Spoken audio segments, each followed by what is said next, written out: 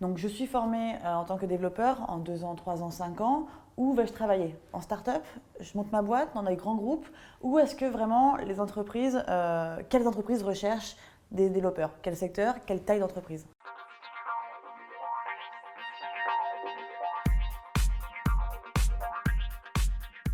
Comme on l'a un petit peu dit tout à l'heure, je pense qu'on va avoir besoin de développeurs dans des entreprises très différentes les unes des autres.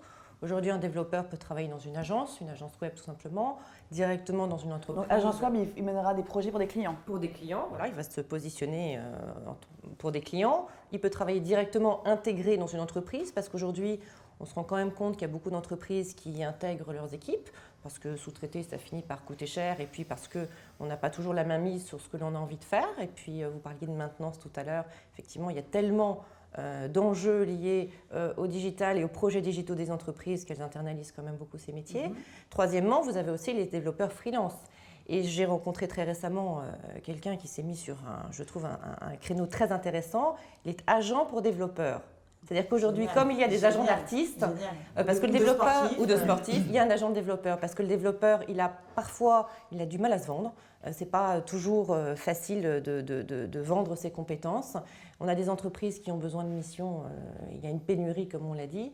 Donc, il est agent développeur et il met en relation des développeurs avec des entreprises qui ont des missions. Et là, on est sur des profils freelance, indépendants. Donc, voilà, c'est un métier qu'on peut exercer selon son caractère, selon ce que l'on aime dans des secteurs différents.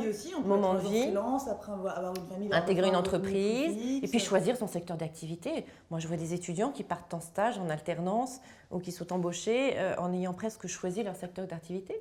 Et ça, c'est formidable parce que c'est allier des compétences, des connaissances, un métier à ce qu'on aime. Voilà. Donc, c'est quand même beaucoup de débouchés. Et cette tendance va continuer.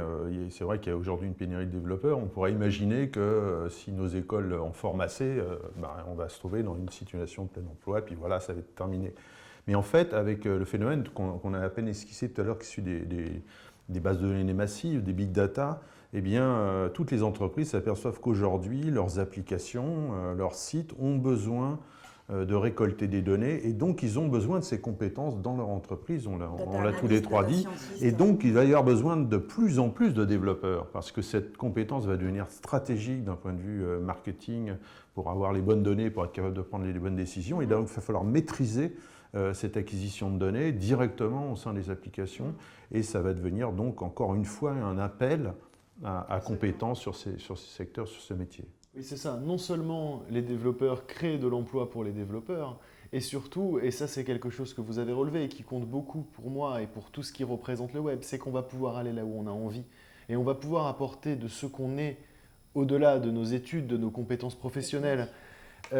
Dans notre futur métier, nous, on a évidemment à Sup Internet régulièrement des étudiants, et je suppose que c'est pareil chez vous, qui viennent après des études qu'ils ont entrepris ailleurs, qui ne les ont pas satisfaits ou qui finalement se sont pas avérées porteuses. Mais on leur dit, mais c'est très bien parce que c'est ce que vous avez fait avant, vous saurez si vous voulez le réintégrer dans votre vie professionnelle ensuite.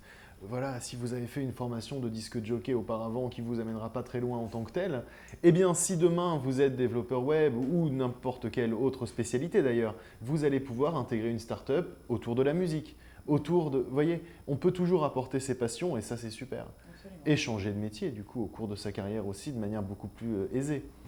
Pour rebondir, développer en français, pour une start-up française, si un jour je veux aller travailler en Allemagne, en Angleterre, c'est les mêmes codes, c'est les mêmes balises ou je dois tout réapprendre? C'est les mêmes codes. Oui, les langages sont universels. Alors, il est d'usage d'utiliser l'anglais quand on commente son code, mais ça, on fait ce qu'on veut. Mais bien sûr, les langages sont universels. Un développeur qui sort en France peut en plus après prétendre à travailler dans n'importe quel pays au monde. Absolument. Oui, d'où l'importance de l'anglais dans les études.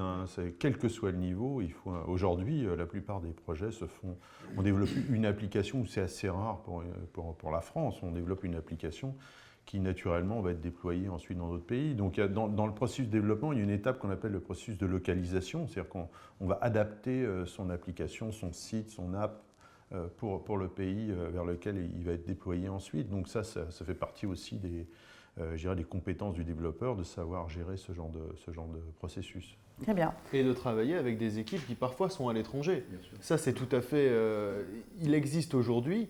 Justement, comme on manque de développeurs, là, on va délocaliser une partie du développement qui est la partie la moins complexe parce qu'on va avoir des développeurs très qualifiés, mais je ne sais pas si vous savez, mais Skype a été entièrement développé en Inde, par exemple, avec des cahiers des charges très précis.